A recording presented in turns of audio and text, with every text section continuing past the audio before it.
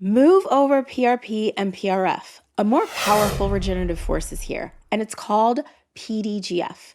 And this isn't just another spin on your blood. This is next level precision, a lab engineered, ultra concentrated version of the single most important growth factor in tissue regeneration. If you're new here, I'm Emily Dowe, a licensed and board certified PA who specializes in aesthetic injectables with a focus and a passion on regenerative treatments like the one we're going to talk about in this video. I test these things out on myself, I research them obsessively, and I bring you the real story straight from the treatment chair. This new product is an injectable and it's also a topical. And in topical form, it's known as Essence, and it really stands out from other injectable products for a few main reasons. It behaves like no other biostimulator or regenerative injectable that I've ever tried because it's much more fast acting compared to biostimulators like Sculptra or Radiesse or regenerative injectables like Renuva. What's really different and what really makes it stand out so far is that the results or volume don't seem to go completely back to baseline after injections. And one of the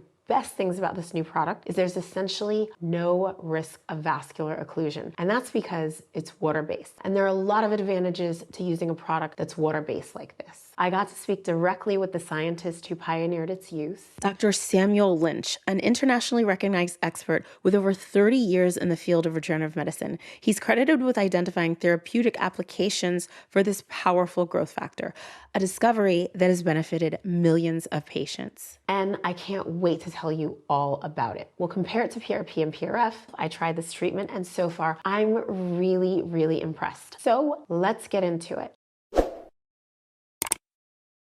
You heard me mention Dr. Sam Lynch, but let me give you a little bit more context because he's not just the founder of this product. He's the world's leading authority on growth factors. And he didn't just stumble into this. He spent over 15 years taking this particular growth factor, PDGF, through rigorous FDA approval processes for multiple regenerative applications. So what are growth factors? Growth factors are a group of powerful, tiny but mighty proteins that tell your cells what to do, when to do it, and how intensely. They're naturally occurring, and they drive some of the most crucial processes in healing and regeneration. Examples of growth factors are nerve growth factor. It repairs and regenerates nerve cells. Erythropoietin, or EPO. You've probably heard of it in the context of elite athletes, but its real power lies in boosting red blood cell production.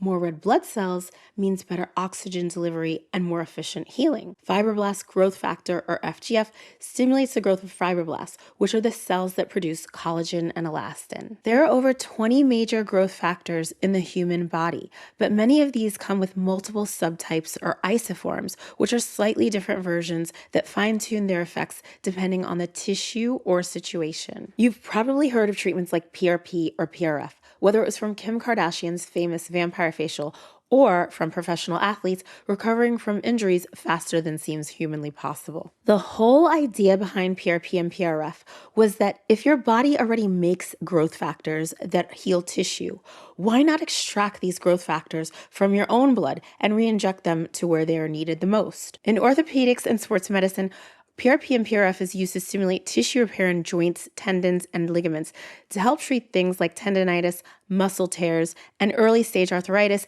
in order to avoid surgery. In cosmetic medicine, we use PRP and PRF to harvest these growth factors with the goal of rebuilding collagen to thicken the skin, refine texture, and restore a healthier, hydrated glow.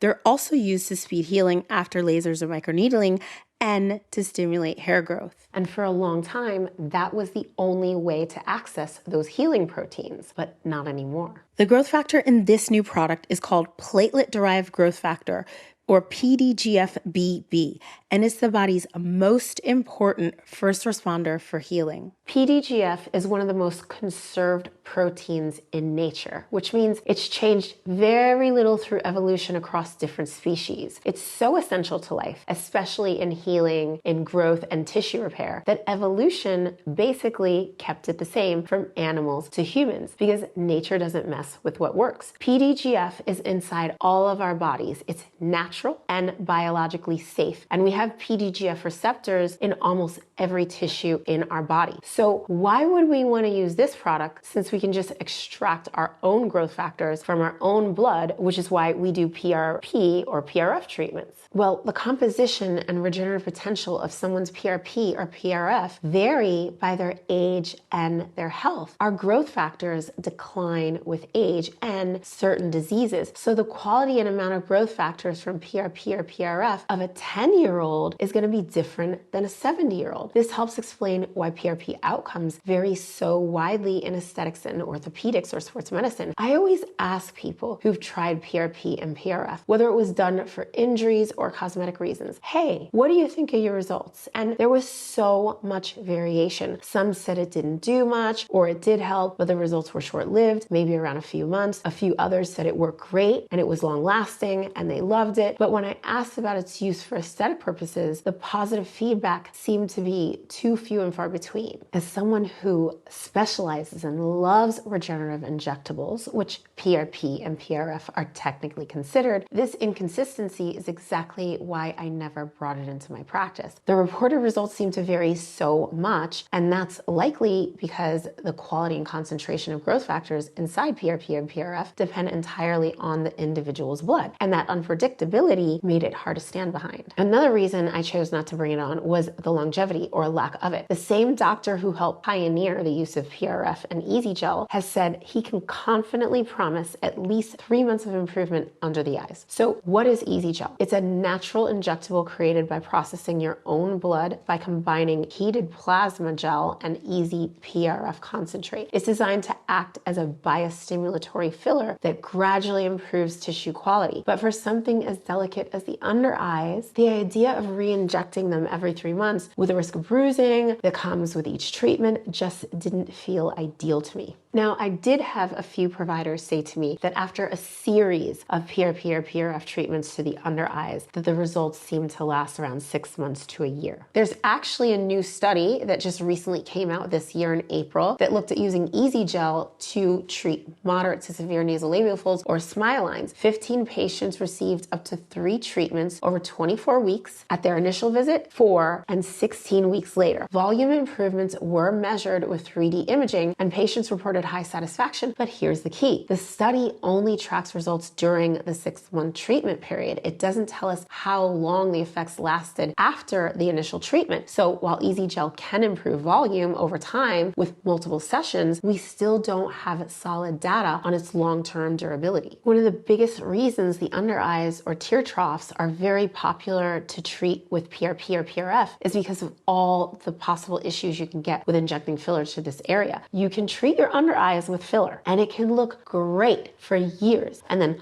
all of a sudden start to swell for no known reason. And I personally have experience with this because it happened to me. I treated my under eyes 2 times over a 10-year period, and years later I developed swelling to one side, and I spoke about it in this video. Another reason I was hesitant to bring on PRP or PRF was that there was so much conflicting data on what was the best system to use to extract and prepare the PRP or PRF. What do you add to it? What centrifuge to use to spin it? These things matter. But that problem is now solved, ladies and gentlemen, because now I have access to pharmaceutical grade PDGF. And this is the real game changer. This is where it gets wild. It's 1,000 to 300,000 times more potent than the growth factor you'd get from traditional PRP or PRF. So it delivers consistent pharmaceutical grade concentration every single time. How is that even possible? It's possible because it's not pulled from your own blood. It's made from recombinant biotechnology, which basically means scientists taught living cells how to make one specific protein, and only that protein. In this case, PDGF. Insulin is now made the same way. But insulin used to be extracted from pigs and cows, and while that worked, it wasn't an exact match for human insulin. That meant higher risk of allergic reactions and more limited supply. Now, insulin is recombinant because scientists figured out a way to copy the human insulin gene, insert it into a bacteria or yeast, and have these microbes produce real human insulin in the lab. It's kind of like brewing beer or wine. You feed the yeast and they make something powerful. Only instead of alcohol, they're brewing a growth factor. scientists set out to isolate the gene responsible for producing the growth factor PDGF-BB because they knew this one wasn't just another growth factor. It was the one that kicks off an entire healing symphony. Once they isolated the gene, they insert the gene into yeast. From there, the yeast acts like a biological factory. It starts producing one thing and one thing only: pure, natural PDGF. And when PDGF comes to the scene, it's like hitting a master switch. It summons other growth factors: vascular endothelial growth factor, transforming growth factor beta, endothelial growth factor, and insulin-like growth factor. Like a general calling in reinforcements, it doesn't just heal, it orchestrates the healing. Blood vessels start to form, collagen starts to build, cells begin to multiply and move like they've been given orders. So here's some fascinating facts. This is where things get real. This is what sets this apart from everything else on the market right now. Pure PDGF is the most potent stimulator of collagen and hyaluronic acid production by skin fibroblasts among 33 growth factors and cytokines tested. It increases collagen type 1 by 2 to 600%, collagen type 3 by 590 to 2,000%, collagen type 6 by 700 to 2,100%, hyaluronic acid by 800%, and fibronectin by 2 to 400%. All these quantities were tested to reflect the first 14 days or 2 weeks. Fibronectin is like the scaffolding of your skin. It helps cells stick together where they need to, support structure, and keeps everything tight and in place. More fibronectin means a better skin tone, firmness, and support for collagen and elastin to build on. So how do we know this? How do we know the statistics we just spoke about? Because PDGF is FDA approved and clinically used in wound care, it was required to have quantified effects on tissue components. It's fascinating because specific percentages for collagen stimulation by PRP, PRF, easy gel, or other biostimulators are not well established in the literature. Pure PDGF was also shown to be the most potent stimulator of mesenchymal stem cell proliferation among 23 different growth factors. What you're seeing here is a needle filled with recombinant PDGF, the growth factor. Those glowing structures, they're stem cells. And watch closely. Wherever the needle moves, the stem cells follow. They're literally being pulled towards the PDGF like it's a magnet. They're attracted to it. And that's how powerful this signaling is. This is real-time evidence of cellular attraction and signaling. So it's very fast acting. Now you may be hearing that PRF or easy gel is better. Why wouldn't you want all of the other components in your own blood, like exosomes, mesenchymal stem cells, a cocktail of growth factors instead of just one single growth factor? And maybe you've also heard that Essence, which is what this product is called when you use it topically, isn't FDA approved for aesthetic use. So is it even safe to inject? So let's break it all down. Yes, PRF does contain a mix of growth factors: PDGF, VEGF, TGF, beta, and FGF. And yes, PRP and PRF may also include mesenchymal stem cells and exosomes. But here's the kicker. You have no way of knowing how much of anything you're getting in your PRP or PRF. You cannot quantify the amount, not the growth factor concentration, not the number of stem cells, not the exosome content, and no one is going to send your blood to the lab to get amounts. But what we know is that when you use pure recombinant PDGF, you're getting at least a minimum of 1,000 times more growth factor than you would in PRP or PRF. That's likely another reason why it's so fast acting. And if you want to look into this further, there's a link to the studies in the description in this video. That's the difference between guessing what you're getting and knowing what you're getting. Also, don't forget, we discussed that PDGF isn't just a growth factor, it's the growth factor. It's not a one-trick pony. It's kind of a master switch. When it activates, it kicks off a regenerative cascade. And it's been shown to be the most potent stimulator of mesenchymal stem cell proliferation. So when you inject PDGF, even though you're injecting one growth factor, you're flipping on that entire healing symphony. But let's talk about the exosome buzzword that we always hear. It's not the exosome itself that's magic. Exosomes are extracellular vesicles that carry things like proteins, lipids, RNA, and growth factors. They're like suitcases. They carry stuff. What really matters is what's inside the exosome or suitcase. Unless you know exactly what growth factors are in it and how much of each, you're just guessing. So can we inject PDGF even though it's not FDA approved for cosmetic use? REScence is what this product is called when you use it topically, and it's listed with the FDA as cosmetic, and cosmetic products that are topical don't require FDA approval. But here's the part that matters. Its active ingredient, pure PDGF BB, isn't new. It's already FDA approved in 4 medical products used to help things like regenerating bone, soft tissue, and in healing wounds like diabetic ulcers. So its core growth factor has been through rigorous testing and has been clinically used for decades. So you can inject it and you can also use it topically, but injecting it is considered off-label. The one thing I can tell you about this product is that it seems to behave differently to biostimulators like Sculptra in that the results don't seem to completely go back to baseline. So when you do Sculptra, the immediate volume you get is from water being injected into the skin. If you inject any aqueous product like water or saline into your skin tissue, it'll fill your tissue temporarily. And then after a few days, maybe around 2 or 3, if you get 2 vials of Sculptra, maybe it'll take 5 days for your body to reabsorb all the water. And after it does, you'll go completely back to baseline. And then you have to wait on your collagen to build, which takes around 3 months. Some people may start to notice the results sooner, but it usually takes around 3 full months to see the results. With this product, PDGF, you do get an immediate boost in volume, likely from the water content at first. But what's very interesting is that even after a few days, when the aqueous fluid should be fully absorbed, the volume doesn't seem to go back to baseline. That had me very curious because any aqueous-based injectable typically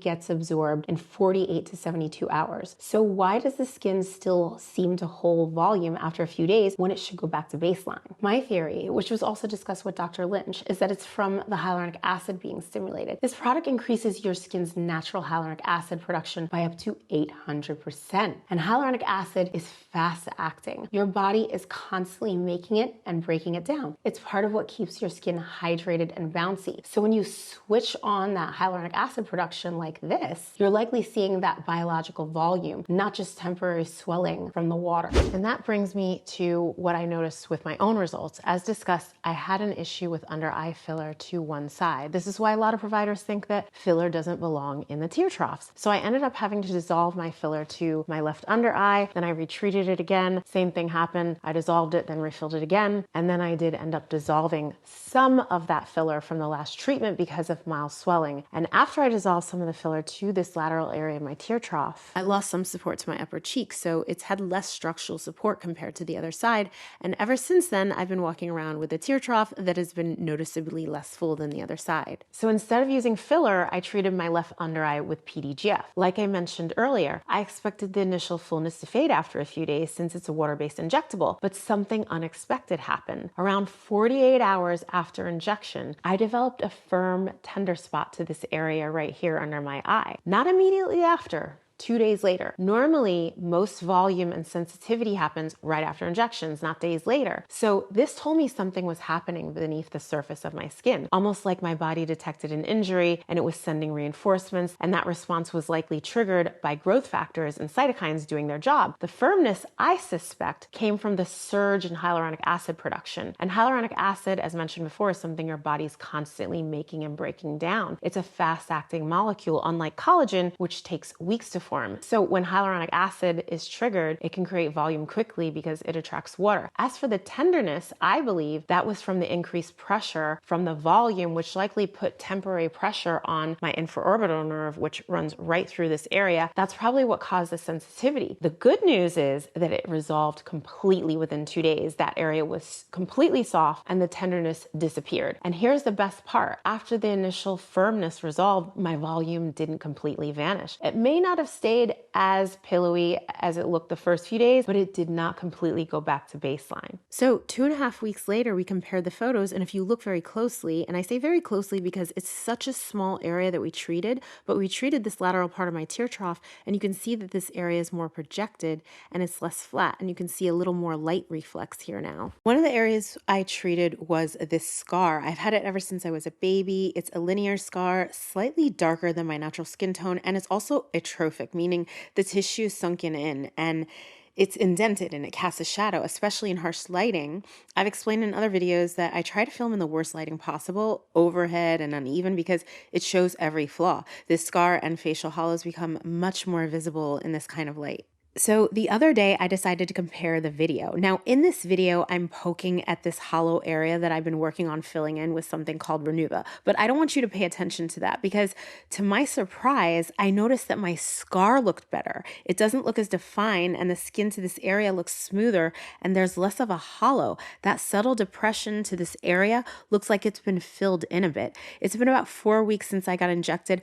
Comment below if you can see the improvement to my scar. Another thing that had been bothering me for a while, a barely there dip just above my upper lip on the left side. I could only catch it in certain lighting at home, but you see that you don't see the shadow on the other side. But once I noticed it, I couldn't unsee it. It casts a subtle shadow, the kind you get when this area starts to lose volume with age. I could have treated this area with filler, but filler doesn't build equity in anything. It's just temporary volume. And the reason I didn't want to use Sculptra here is because this area of the upper lip is very tricky. You're right up against an active muscle around the mouth. And that's not where you want to put something like Sculptra because in this area, it could potentially lead to uneven collagen stimulation or nodules because it's such an active muscle. I actually thought about using Renuva, which grows fat and collagen, but when this new product came out, I decided to try it. After we injected it with PDGF, the results were immediate. The shadow definitely softened. You can see it in real time when I purse my lips together now that the indentation is much improved.